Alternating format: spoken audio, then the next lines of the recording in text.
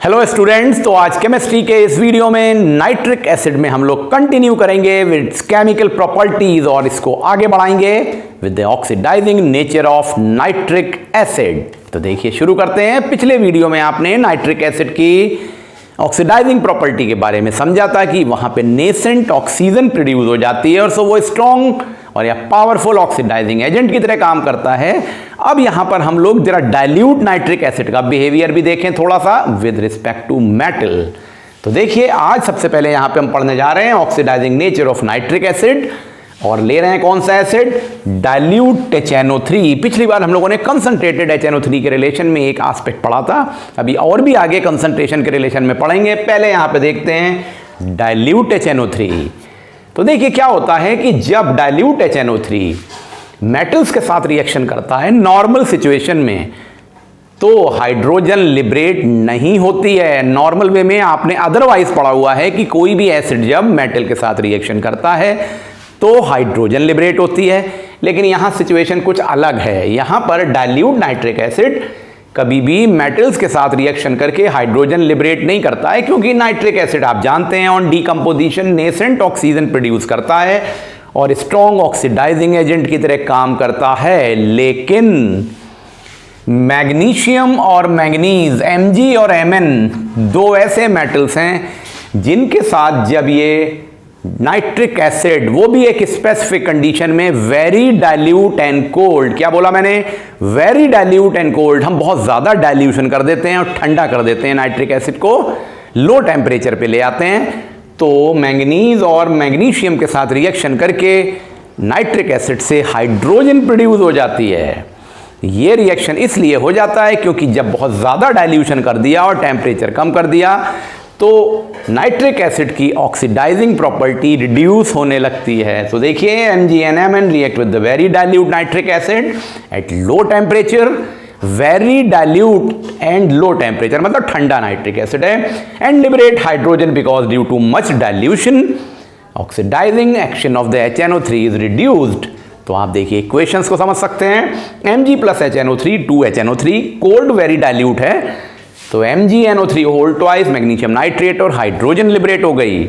ऐसे ही manganese Mn के साथ में HNO3 मिलाया तो MnNO3 whole twice plus hydrogen बन गई। बच्चों ऑक्सीडाइजिंग नेचर ऑफ HNO3 के रिलेशन में अब अगले पॉइंट पे आते हैं और देखते हैं हम कोल्ड डाइल्यूट नाइट्रिक एसिड का रिएक्शन विद 3 अदर मेटल्स जो कि हैं कॉपर, जिंक और आयरन। अभी तक जो आपने देखा उसमें देखा कि हाइड्रोजन लिबरेट हो रही थी एक सिचुएशन में जिसमें कि Mn या मैग्नीशियम को लिया गया। अब यहां पर थोड़ी सी एक और अलग उलट सिचुएशन आ जाती है कि अगर कोल्ड डाइल्यूट नाइट्रिक एसिड, देखिए ध्यान से आपको ये चीज का डिफरेंशिएशन करना है कि हम कोल्ड डाइल्यूट नाइट्रिक एसिड ले रहे हैं कि हॉट कंसंट्रेटेड नाइट्रिक एसिड ले रहे हैं, क्योंकि ऑक्सीडाइजिंग नेचर के रिलेशन में बिहेवियर बदल जाएगा, एंड प्रोडक्ट बदल जाएंगे। तो देखिए क्या होता है जब cold dilute nitric acid react करता है कॉपर, जिंक और आयरन के साथ में, किसके साथ में, कॉपर, जिंक या आयरन के, इनमें से किसी के साथ में, कोल्ड एंड डाइल्यूट, मैं एम्फेसिस देके बोल रहा हूं, जब कोल्ड डाइल्यूट नाइट्रिक एसिड इनसे रिएक्शन करता है तो जो हमें प्रोडक्ट मिलता है वो होता है नाइट्रिक ऑक्साइड NO, हमको NO मिलता है। It is liberated and nitrate salt of metal, nitrate salt of corresponding nitrate salt of metals are formed due to oxidizing property, और ये as an oxidizing product बनते हैं नाइट्रेट सॉल्ट और NO produce होता है। Important बात, तो ध्यान दीजिए। देखिए इक्वेशंस आपके सामने हैं, 3Cu प्लस 8HNO3, HNO3 से कॉपर का रिएक्शन हुआ तो कॉपर नाइट्रेट CuNO3 का सॉल्ट बना, वाटर बना और NO रिलीज हो गया। जिंक के साथ में रिएक्शन हुआ तो HNO3 के साथ जिंक जोड़ा तो zinc nitrate ZnNO3 whole twice बना, वाटर बना 4H2O और 2NO, देखिए NO रिलीज हो गया। आयरन के साथ में रिएक्शन हुआ तो 8HNO3 से रिएक्शन होने से आयरन का नाइट्रेट FeNO3 होल ट्वाइस बना, H2O और NO रिलीज हुआ। हर बार NO रिलीज हो रहा है, ये इंपॉर्टेंट बात है। लेकिन अगर हम हॉट कंसंट्रेटेड नाइट्रिक एसिड का यूज करें इन तीनों मेटल्स के साथ, जैसे कि यहां देखिए लिखाया गया है, तो NO2 लिबरेट होती है। नाइट्रेट के सॉल्ट तो वही बनेंगे जो मेटेलिक नाइट्रेट हैं, वही सेम सॉल्ट बनते हैं जो डाइल्यूट के साथ बने, लेकिन यहां पर अब NO2 नाइट्रोजन डाइऑक्साइड रिलीज होगी। तो देखिए Cu प्लस HNO3 से CuNO3 whole twice plus H2O plus NO2 बन रहा है। ध्यान से समझिएगा, यहां पर NO बन रहा था।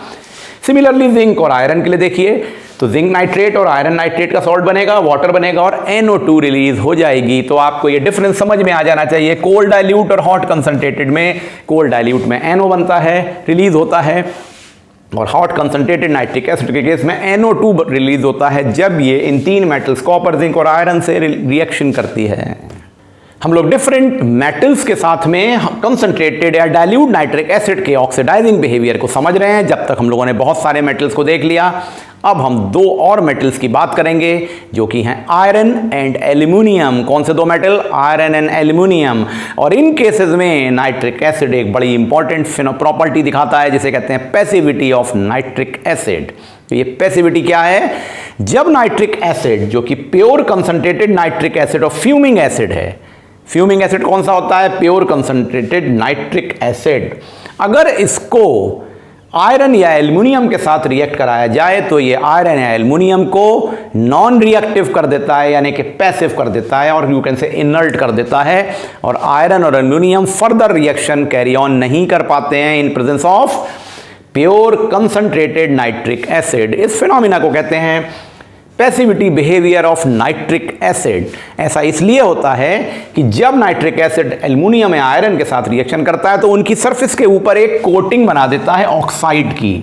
एक ऑक्साइड की कोटिंग बन जाती है क्योंकि ऑक्सीडाइजिंग प्रॉपर्टी शो करता है।